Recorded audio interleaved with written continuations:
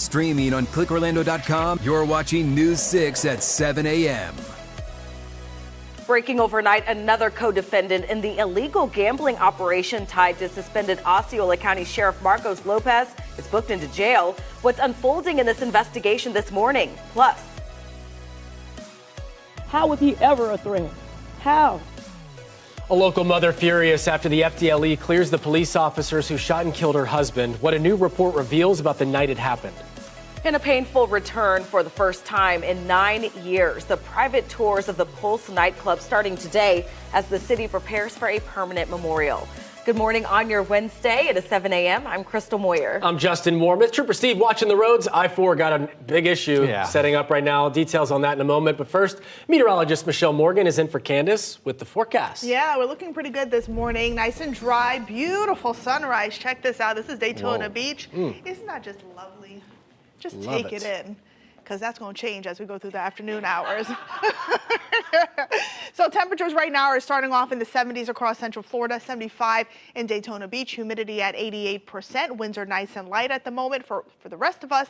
Ocala, 71, 73 in New Smyrna Beach, and Kissimmee, good morning to you at 76. So your morning forecast into the afternoon, 83 around 10, 87 degrees around noon with a 20% chance for a few isolated showers, bumping up those rain chances to 40%. Temperatures then in the lower 90s, and then eventually getting into 92 degrees in Orlando, 91 in Sanford, 89 in Daytona Beach. Now rain chances will be fairly high, between 50 to 80%. Higher rain chances will be out to the west. But look at the rain and storm timing. Showers and storms are expected to bubble up from noon, lasting through 7 over areas shaded in yellow.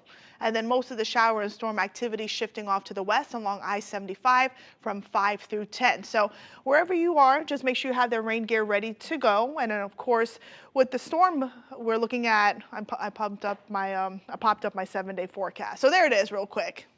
We're in the 90s all week. Rain chances staying high. Father's Day, a few showers around with a high of 92.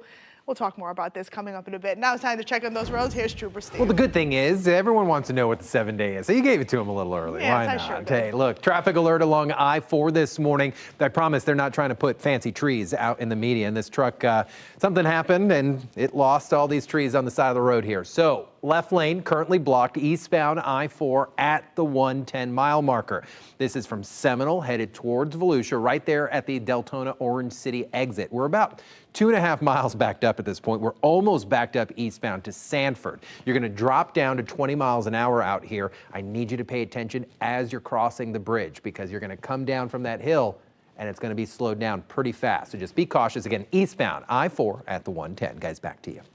Thank you, Steve. Breaking overnight, another co-defendant tied to the alleged illegal gambling operation that took down Osceola County Sheriff Marcos Lopez has been booked into jail. Court records show Sheldon Weatherholt was booked just after 11 o'clock last night. He is facing the same 2 charges as Lopez and the 3 other co-defendants. That's racketeering and conspiracy to commit racketeering. As for Lopez, he remains in jail, and a hearing today over his bond has been canceled. We'll have a live update coming up later this hour. Well, this week marks 9 years since the horrific mass shooting at Pulse nightclub that claimed 49 innocent lives. Now, for the first time, survivors and family members of the victims are being allowed inside the club to see that scene firsthand. News 6's Mark Lehman is live outside Pulse this morning. And Mark, this is going to be an emotional moment for so many of these families. It's going to be a very difficult journey for a lot of people. So survivors are returning to this building for the first time since they were sent running for their lives. And some family members will be able to see the exact spot where their loved ones took their last breath. That includes one mother, and she spoke with us about how she's preparing for this visit. Of course I want to go see it. I want to see the inside. Christine Leinen lost her son Christopher in the Pulse shooting in 2016. After carrying the pain for 9 years, she says this year is especially important as she'll be able to walk through the former nightclub for the first time. My son didn't die running out of the building or die at the hospital. My son literally died on that dance floor. Leinonen will join other family members of victims and survivors as the city of Orlando is giving private visits to the site of the massacre starting today. About 250 have signed on to go inside over the next 4 days. That includes family representing 25 of the 49 people killed. There's going to be a lot of sadness, I'm sure. Well, maybe I'll feel nothing. Maybe I'll go through there and I'll just feel nothing at all. With Orlando taking ownership of the property, the city is giving family and survivors this opportunity before the building is removed later this year for a permanent Pulse memorial. FBI officials will be on hand to answer families' questions while also giving them a chance to remember, reflect, and heal. I want to feel like where he was when he took his last breath. Now, the city has coordinated this with privacy being a top priority. Survivors and family members will be shuttled from a nearby hotel, and they'll be brought through this tent inside the building where they'll be able to spend up to 30 minutes inside touring the facility. And those visits begin starting at 3 this afternoon and run through Saturday. For now, reporting live in Orlando, Mark Lehman, News 6. All right, Mark, thank you. And the visits to the Pulse site are just part of several days of events marking 9 years since the tragedy. The memorial prayer ribbons, we've been telling you about those. They remain on display at Orlando City Hall. Tomorrow, there will also be a blood drive there. That will run from 8 until 6. And then the annual remembrance ceremony, which will be tomorrow night at 5:30 at the First United Methodist Church of Orlando on East Jackson Street. Nearly 4 months after this man, Tremari A. Charles, was shot and killed by police in Titusville, the Florida Department of Law Enforcement says the use of force was, quote, lawful and justified. Charles was killed back on February 7th at a home on Robbins Avenue after investigators say he tried to punch an officer, then attempted to pick up a gun that he had dropped. The report says a total of 19 rounds were fired, with Charles being hit 10 times. Several people, including Charles's mother, again voiced their concerns at a meeting last night, saying they have no trust in the findings. 16 times shooting a person that was running away. Stop killing us! How? I'm not stopping. I'm gonna keep coming. A lot of the answers could finally come to light when we get a look at the officer's body camera video. Charles's mother will finally get a chance to view that video tomorrow. It's then set to be released to the public on Friday. New from overnight, Los Angeles police say they have carried out more arrests as protests over the crackdown on illegal immigration continue. Officials put out a curfew for part of the city last night after days of violent clashes. Meantime, California's leaders continue to clash with President Trump after the commander-in-chief ordered thousands of National Guard troops and Marines to the area to restore order. These are animals, but they proudly carry the flags of other countries, but they don't carry the American flag. They only burn it. Trump and his loyalists, they thrive on division because it allows them to take more power and exert even more control. Protesters have also taken to the streets in other cities, including Dallas, San Francisco, and New York. Now, as for Florida, Governor DeSantis says you won't be seeing any protests get out of control here. We are not going to allow that to happen in Florida. Peacefully talking about what you want to do or what you want to see or having any type of those discussions is fine. But the minute that crosses the line, we are not going to just sit idly by and let the inmates run the asylum. DeSantis spoke yesterday in Jacksonville while signing several new laws aimed at protecting children and sexual predators from sexual predators and human trafficking. He says he supports the Trump administration's use of the military in California to maintain law and order. Now to a live look out at the Kennedy Space Center, where a planned crewed rocket launch this morning has been scrubbed. That SpaceX Falcon 9 was set to send 4 private astronauts to the space station for the Axiom 4 mission. But right now, SpaceX teams, they're working to repair a liquid oxygen leak on the rocket booster. The leak was detected during inspections after a static fire test of the engines. So far, no new launch date has been set, but as soon as they make a decision, we're going to let you know. New this morning, a Florida family says they now have closure after the man accused of killing their loved one was executed. Anthony Wainwright was put to death last night at Florida State Prison for the 1994 rape and murder of Carmen Gayhart. The 23-year-old nursing student and mother of 2 was kidnapped in Lake City. Wainwright had spent more than 3 decades on death row. The victim's sister was among those who witnessed the execution. After 31 years, we are finally closing the book on the legal chapter of what happened to Carmen Gayhart. I'm happy to say that we are at this point, I look forward to the paperwork coming to the House saying that he's been executed, to put it in the book and close the book, so I don't ever have to think about Anthony Wainwright ever again. Now, Richard Hamilton, who was Wainwright's co-defendant, died on death row in 2023. New this morning, some good news for people in one Oviedo community. A road damaged during Hurricane Ian is finally back open. The city of Oviedo shared these pictures on social media of McKinnon Avenue in the Alafaya Woods subdivision. The storm caused major flooding and damage to a ditch in the area, which required extensive repairs. The city says contractors, they're putting some finishing touches on the road with striping and sod work, but it's now open again to drivers. Scary scene in Orange County now after a lightning strike started a house fire. It happened last night on West Church Street. That's in the Orla Vista community. Fortunately for the family, it happened really closely to Fire Station 30, so they had a quick response there. Now, there was major damage to the home. The good thing is no one was hurt. There was also flooding and downed trees reported nearby during last night's storms. It was bad in several spots in Central Florida last night. Let's get a check of the weather for today. Meteorologist Michelle Morgan is in for Candace, and it's really a battle between the sea breezes, but before we get to that, we have some really nice shots coming in of the sunrise. Yeah, that's right. Our viewers are sending in their pictures on our Pin It page, clickorlando.com/pins. Look at this gorgeous shot here sent in by Mama Derby. This is out in the Villages. Beautiful fiery sky, high level clouds, just really sets the scene for this morning. And many of us are waking up to that. So we are looking dry through the morning hours. And then later on this afternoon, the sea breezes are going to get going. And then we're going to see scattered rain and a few embedded thunderstorms. But also another shot of Port Canaveral. Beautiful setup there. This is from our Launch Credit Union camera. Things are very quiet in that area as well. Now, temperatures are starting off in the 70s if you're heading out. It is muggy. We're going to warm up quickly into the 90s today, and rain chances will slowly go up by 2 or 40%, and then by 5, 6, we're going to stay around that 60% mark, and then it will get heavy in a few locations. Now, keep in mind, even though temperatures will be in the lower 90s today, upper 80s, it is going to feel like the upper 90s and lower 100s. So make sure you're staying hydrated. Storm threats, lightning, heavy rain, primary threats. We'll go over the gusty winds and minor flooding coming up in my full forecast. But now it's time to check on those roads. Here's Trooper Steve. Traffic alert this morning, eastbound I-4 110. This is in Volusia County, right at Deltona, Orange City. Mess in the median out here. Your left lane's blocked. Listen, you got plenty of time to see this. Don't get right up on the cones. They don't like it. You're not going to like it. You're going to have to fight back into traffic.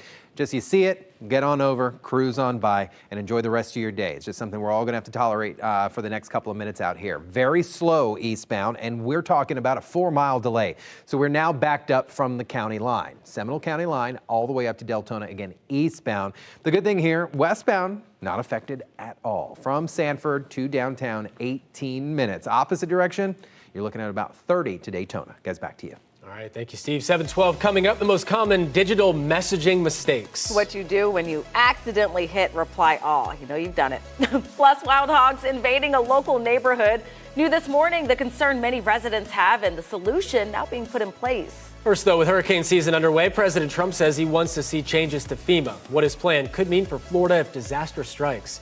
You're watching News 6 Mornings. We'll be right back.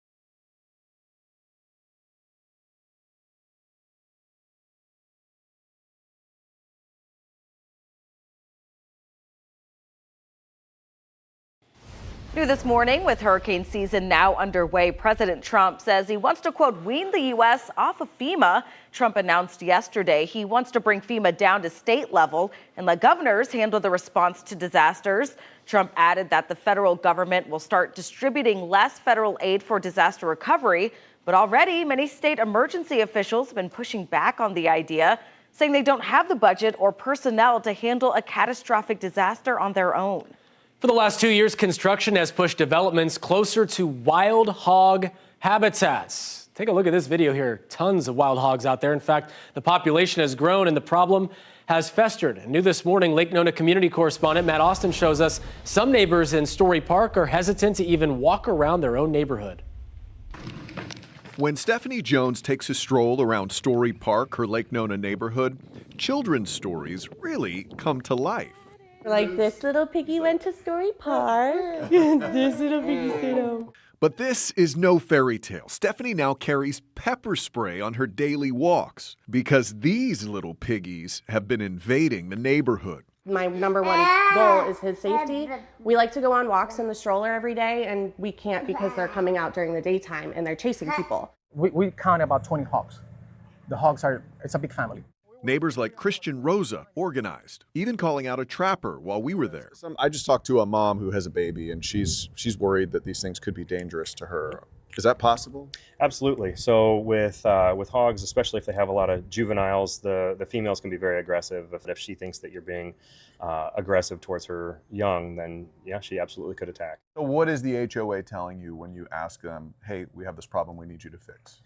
So the latest that we had is they're telling us to deal with it, basically. So we went to the neighborhood office and spoke with General Manager Rebecca Black. They're destroying homeowners' properties, and HOAs are not responsible to maintain private property. So they think that we can fix all their issues with the hogs, but we can't because there's really nothing we can do about it. The HOA says it's called out the USDA twice to catch hogs. They caught between 20 and 30, but the problem persists. It would have been nice that they could have dispersed our funds in a way that this could have been handled maybe 2 years ago when it started, and it wouldn't have been as big of a problem now. Yeah. In Lake Nona, I'm Matt Austin, News 6. All right, so Matt contacted the Story Park Community Development District, which oversees the parks inside the community, and he found out some great news for neighbors.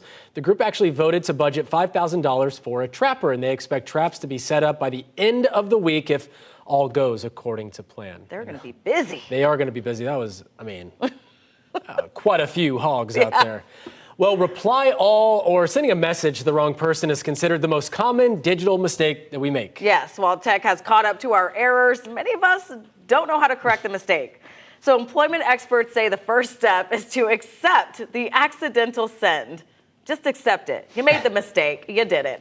Then remember these tips. Right after clicking send on Gmail, an unsend prompt appears there on the bottom left-hand side of your screen, giving you 5 seconds to snatch it back. You can increase that grace period to 30 seconds. You got to go to the settings to do that, though. Outlook has a recall feature, but it only works if the recipient is also using Outlook and hasn't opened the email already. Too late. If you text with an iPhone, you can unsend the message by pressing it, then select undo unsend. But again, just accept that if they have, it's gone. Yeah, it's gone.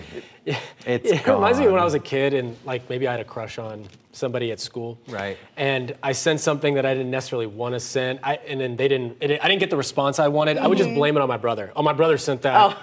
Wasn't me. My brother my brother's playing a prank on me. I didn't send it. It certainly wasn't me. Now it makes sense. You're doing the practice text, and you're wanting to say this, and it sounds great. Oops. No! That was my brother. Sorry, he took my phone. Or you just say you're hacked. Yeah. That's another excuse. Or like us, well, I'll say for me, you write your notes. Yeah. Because we didn't have phones around that time. Yeah. And kind of pass it, and if you didn't want to pass, you could just snatch it back. Snatch it right back. Can't do that anymore. Can't do that anymore. I mean, those kids even know when to stop laughing at me, Chris. Back in my day. Back in my day. Listen, we're getting there. Mail. We had to send it out through the mail. Will you be my boyfriend or girlfriend? Circle yes or no. Yes or no. Or Steve knows. It was the maybe option. There you go. Oh yeah, there was a maybe option. Alrighty. Well, I will tell you this.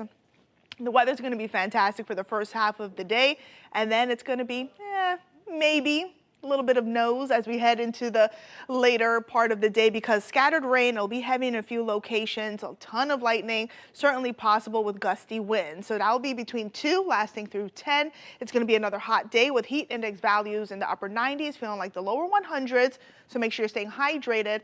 And there is a low flood threat for today. So ponding, some minor flooding in low-lying areas, certainly possible with those heavy downpours. So live look outside here in Daytona Beach. Gorgeous shot here. The sun is up. Clouds are beginning to thin out. If you are heading out for a walk, maybe about to walk the dog, gorgeous weather right now. It is muggy though. Notice the humidity at 88%. Temperatures at 75 degrees in Daytona Beach, and winds are nice and light. As we take a look at the temperatures here across Central Florida, we are starting off in the 70s. Morning forecast looks great. Up as we get closer to noon, upper 80s, and we'll continue to see those clouds build, and then rain chances continuing to go up to 60% across the metro area. Now highs and feels like lower to middle 90s, feeling like the triple digits. As I mentioned, storm impacts includes lightning. We're looking at heavy rain, gusty winds between 40 to 50 miles per hour. We're looking at that flooding threat. Even though it is fairly low, it can certainly cause some problems, especially for that evening commute.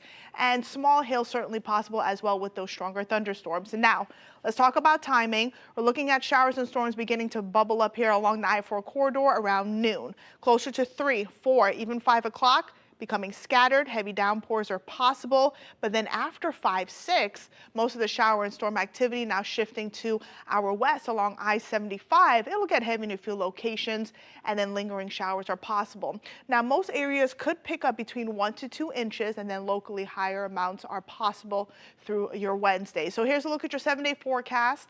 92 today with a 60% chance for showers and storms. 91 tomorrow, also a 60%. We stay around that 50% range heading into our Friday, and then Father's Day weekend, not a complete washout. It will be hot, but showers and storms will be around. Now it's time to check on those roads. Here's Trooper Steve. Thank you, ma'am. We are super slow this morning, eastbound I-4. So we don't normally see this, so it's not going to affect the normal folks that are headed to work. It's the ones that usually have the nice commute. I'm talking eastbound I-4 in Deltona headed towards Daytona.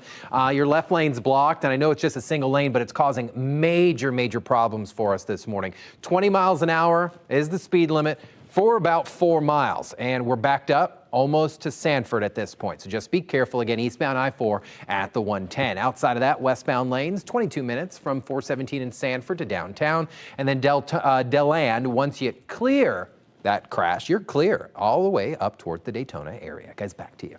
Thanks, Trooper Steve. A new push to clean up one of Central Florida's largest lakes. At the bottom of the hour, how the work could have big benefits the next time a hurricane heads our way. But first, a 6-year-old boy nearly drowns in a pool. Up next, the surveillance video, serving as a chilling reminder of how quickly it can happen, and the stranger who stepped in just in time.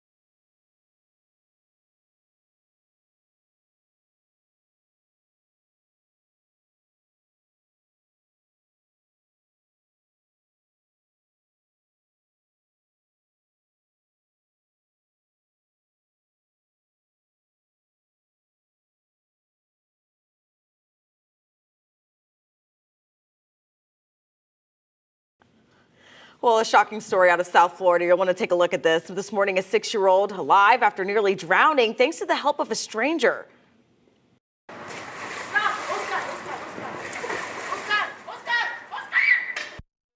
Seen on that surveillance footage is 6-year-old Oscar going underwater, struggling for air in Fort Lauderdale. A stranger heard those screams, ran in to help. He pulled Oscar to the surface and quickly performed CPR until police arrived.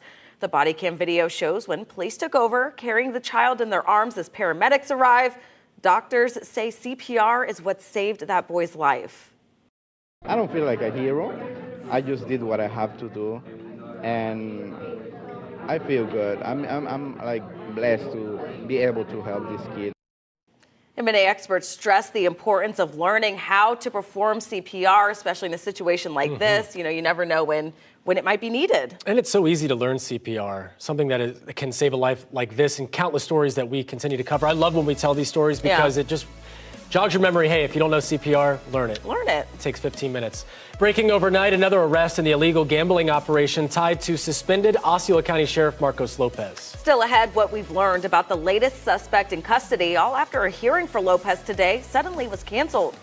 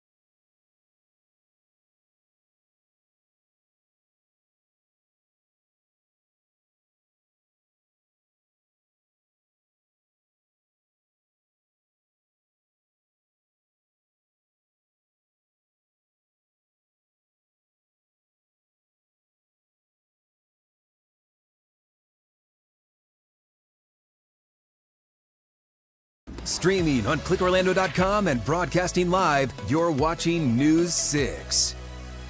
A good Wednesday morning, everyone. I'm News 6 meteorologist Michelle Morgan. Gorgeous shot of Daytona. Oh, look at the birds flying by. Beautiful shot here. The sun is up, some high-level clouds, and it is warm and muggy. Temperatures are starting off at 75 and humidity at 88%. Winds are nice and light. Now, temperatures, again, starting off in the 70s. We get into the 90s today with rain chances going up to 60%, so make sure you have the rain gear nearby. Now it's time to check out those roads. Here's Trooper Steve. We have a mess eastbound I-4 right now at the 110, really slowing us down. Left lane's blocked here, one lane blocked, really sets us up for failure. So as you're headed up eastbound right there at Deltona, you're going to drop down to about 20 to 15 miles an hour, and we're almost already back to Lake Monroe. Opposite direction, though, you're doing just fine if you're trying to head towards the metro area of Central Florida. It's headed towards Daytona that we're seeing the problem. Sanford, you're good to go. The news continues next. Remember, get updates on our big stories anytime. ClickOrlando.com.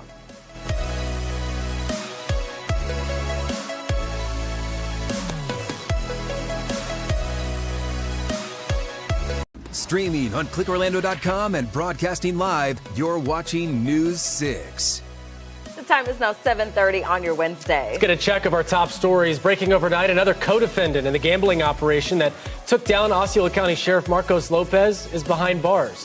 Sheldon Weatherholt was booked late last night. Meantime, a hearing today over reducing bond for Lopez was canceled.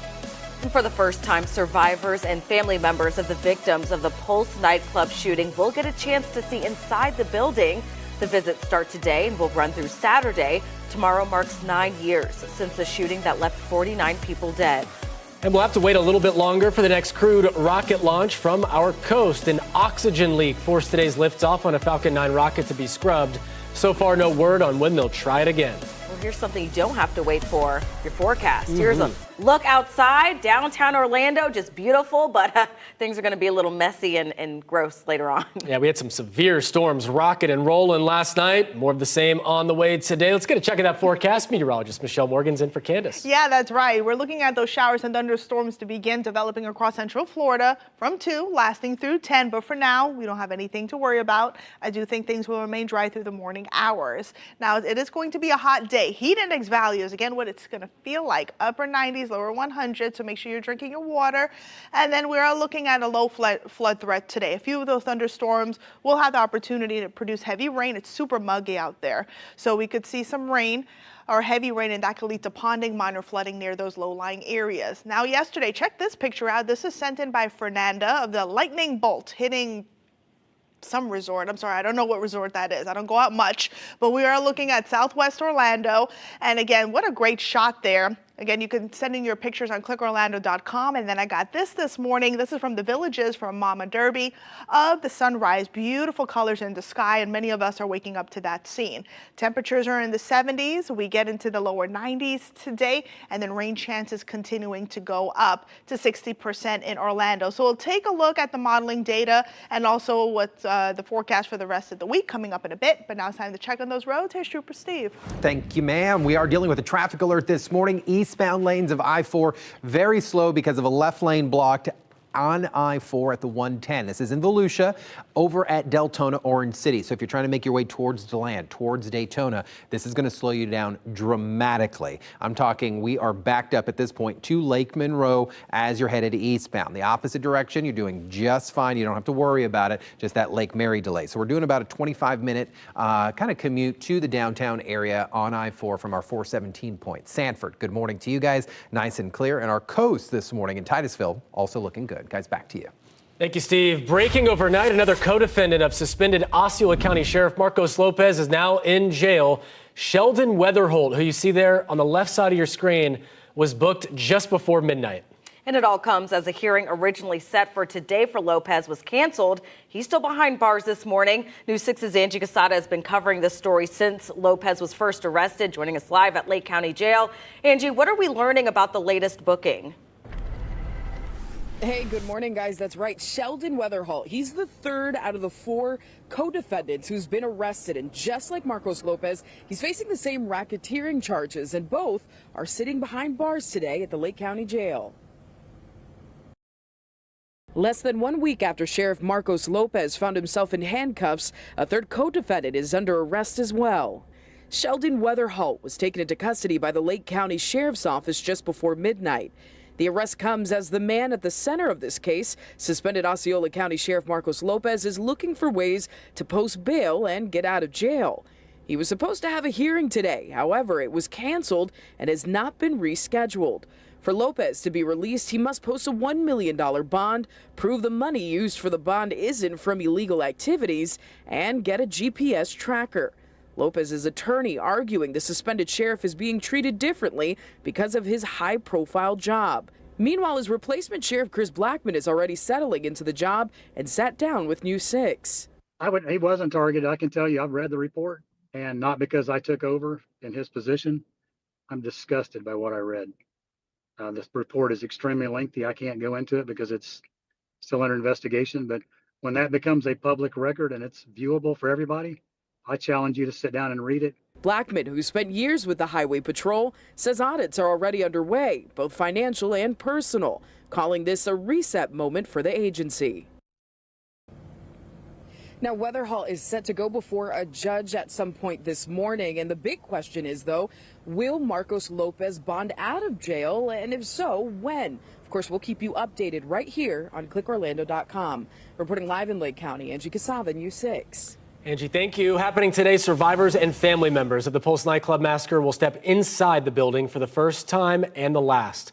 It's all part of a series of private tours set up by the city as tomorrow marks 9 years since the tragedy that took 49 lives. News 6's Mark Lehman live outside Pulse this morning. No doubt it's going to be an emotional day for so many. Mark, what can they expect? Well, for those who are taking part, privacy will be a priority. Survivors and family members of the victims will be shuttled from a nearby hotel and brought through a tent inside of the building. Now, we spoke with one mother who said while this visit will be difficult, it also means a lot to have this opportunity. For me, it's important to go inside because that's where my son died. Christine Leinanen says she's been preparing herself for what could be the most difficult day since her son Christopher died in the Pulse shooting. After 9 years, and for the first time, she'll be able to see where he took his last breath. If Christopher can endure all of that, the least that I can do that I owe him is that how much can it take to just walk? With Orlando taking ownership of the property in 2023, the city is offering an opportunity for family members of victims and survivors to have private access to the former nightclub. The FBI will also be available to answer their questions. Like where our kids' bodies actually were, like especially like those who died actually, because there were a number that died actually right on the dance floor, like my son. The city says about 250 survivors and family members have signed on to visit the site. While it's a chance to reflect and heal, Leinanen says the pain will never go away. Do you hope to get any closure? No. I'm never, Explain. ever going to get any closure. Survivors and family members will have the chance to spend up to 30 minutes inside, and we'll have a member of the FBI there with them who will be answering questions about what they see inside of this building. Those visits begin at 3 this afternoon and will be running through Saturday.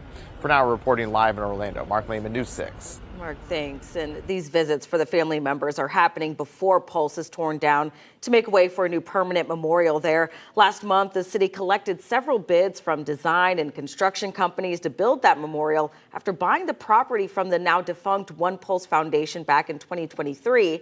Even with the progress, though, construction isn't expected to start until next summer and won't be finished until 2027. Right now, FHP is searching for 3 people who took off after a street race ended in a crash on a busy Cocoa Road. Troopers say it happened last night after a 2021 Dodge Charger avoided a traffic stop on I-95, then crashed into another car on State Road 520. FHP says 3 people in that Charger, a man and 2 women, ran from the scene. The other driver and passenger not hurt in this. If you know anything, call FHP or Crime Line. New this morning, we now know the name of the man shot and killed at a home near Altamont Springs. We brought you this scene yesterday morning as breaking news. The Seminole County Sheriff's Office says 19-year-old Nico Wong was shot Monday night at a home on Forest Lake Drive and later died at the hospital. Deputies don't believe it was random, but so far no word on a suspect or who else may have been there. Also new this morning, Orange County deputies bust an illegal gambling operation they say was disguised as a garage door repair shop. Deputies say they confiscated 18 illegal gaming machines along with a large amount of cash. Photos released by the sheriff's office show that building had signs out front reading Liftmaster with a message in small print that stated, "This branch is dispatcher, not for public." Deputies say these illegal clubs pose a serious public safety threat. Right now, details on the arrest or the location have not been released. Right now, crews in Palm Bay working nonstop to fix a sewer main break that spilled raw sewage into Turkey Creek. This will be day 3 of the cleanup. People who live near the site are being told to stay out of the creek, which means no paddling, no fishing, and of course, no swimming. While city officials say the spill is contained and the tap water is safe, neighbors aren't convinced. I don't trust the water at all. I don't even trust the water I'm drinking. You can smell it in your house. It really reeks. I'm glad we don't have smell-o-vision. You saw what we're seeing, those videos there. City officials say right now it's not clear what caused the break or how much sewage spilled. However, they do have a hotline neighbors can call for updates. We put that number in the story on clickorlando.com. I feel for those folks. Wow. Happening today, Flagler Beach is hosting a public meeting on its massive pier replacement project. Leaders say they want to know what to expect when it breaks ground in a couple weeks. Tonight's forum will lay out the timeline, potential impacts, what neighbors can expect during each phase. Tonight's meeting starts at 6 o'clock at Santa Maria del Mar Catholic Church. That's on North Central Avenue in Flagler Beach. All right, speaking of the forecast and the weather, let's get over to meteorologist Michelle Morgan. She's in for Candace with those temps as we head out the door this morning. Yeah, very comfortable right now, Justin. If you're heading out the door, dark and early. The sun is up. If you're heading out early, still early, right? Temperatures are in the 70s, 76 in Kissimmee and Claremont. Good morning. Orlando at 75 and 73 in New Smyrna Beach. Now we're dry for now. We'll see a mix of sunshine and clouds through a majority of the morning. We're at 86 around 11. By lunch, 1 o'clock, 88, and then clouds will build. And also the rain chances will continue to increase to 60% this afternoon. Scattered rain, daytime highs in the lower 90s, feeling like the triple digits. And just like yesterday's setup, it'll get heavy in a few locations. A ton of lightning certainly possible. So the storm threats for today, lightning, heavy rain. Again, that's the higher end of the threats. Gusty winds between 40 to 50 miles per hour. The flooding threat is fairly low today, but again, with the heavy rain, you get that training. So that means a thunderstorm just sitting over a particular area, just dumping all that rain. That can cause some minor flooding in low-lying areas and also some ponding. So you'll have to watch out for that, and some small hail possible as well. Now, again, we're looking at a dry morning, and then we'll see showers and storms beginning to bubble up around noon. We'll take a look at this in more detail coming up in my full forecast, but now it's time to check on those roads. Here's Trooper Steve. Been talking about this for about an hour and 15 minutes here. This is causing just the delays increase. FHP now on scene out here. Eastbound I-4 at the 110 in Deltona, Orange City. Very, very slow. Only the left lane's blocked. So you've got the other ones on the right-hand side, but it's just causing some problems. A lot of you guys hitting the road. We're backed up to Sanford at this point, guys. So make sure you're paying attention. And then the only other spot I'm picking up slowdowns is out by 535. So, and that's eastbound on I-4. So just be careful out there. Yesterday, I was on I-4. We were cruising I-4, 528, Sand Lake. This place is getting more facelift than someone in South Florida. I tell you that. It is just a mess out there. So just be careful as you're cruising out. Head to clickorlando.com and you can check that out. Today, we have a new member to our community correspondent team, and I'm going to be introducing her to you guys at 10 o'clock. So join us. Back to you. Sounds good. Thank you, Steve. 742, a massive cleanup underway on Lake Toho. And crews aren't just skimming the surface, they're digging deep. Coming up, why experts say this project is crucial, especially during hurricane season. Plus, I'm ready to go home. Well, you're going to be here for a while. Sheriff Chitwood's signature welcome for a woman accused of scamming a local man out of $17,000. How investigators say she used a fake warrant to pull it off.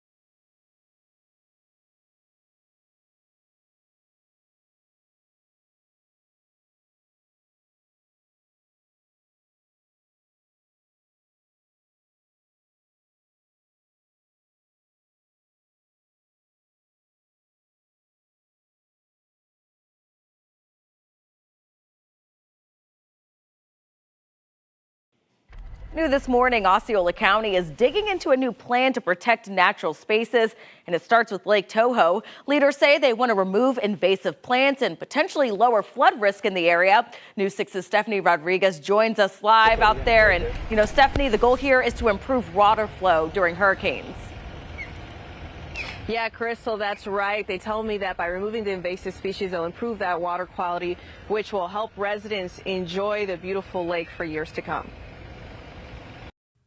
When Osceola County adopted its budget last year, it prioritized Mother Nature by creating the Department of Environment and Public Lands. We have conservation, we have parks, we have the lakes, we have boat ramps, we have a tree farm, we have the SAVE program. Lynette Matheny oversees a team of employees, including Jason Hickman, who are hyper-focused on conservation. I've been here almost my entire life, and I grew up visiting a lot of these conservation areas. When it comes to lakes, the department will lobby for money from the state, like the $640,000 they recently received. That came to us through FWC, and we're going to use that for removing nuisance vegetation from Lake Tohopekalaga. The plants they're going to be taking out are not native to the state. They're all invasive, which will stop the spread of those species while also improving the water quality for residents. It affects people being able to use the lake. Boaters have difficulty getting through the lake and navigating with all the vegetation. And it will also help when we have the storm and hurricane events to help the water flow efficiently,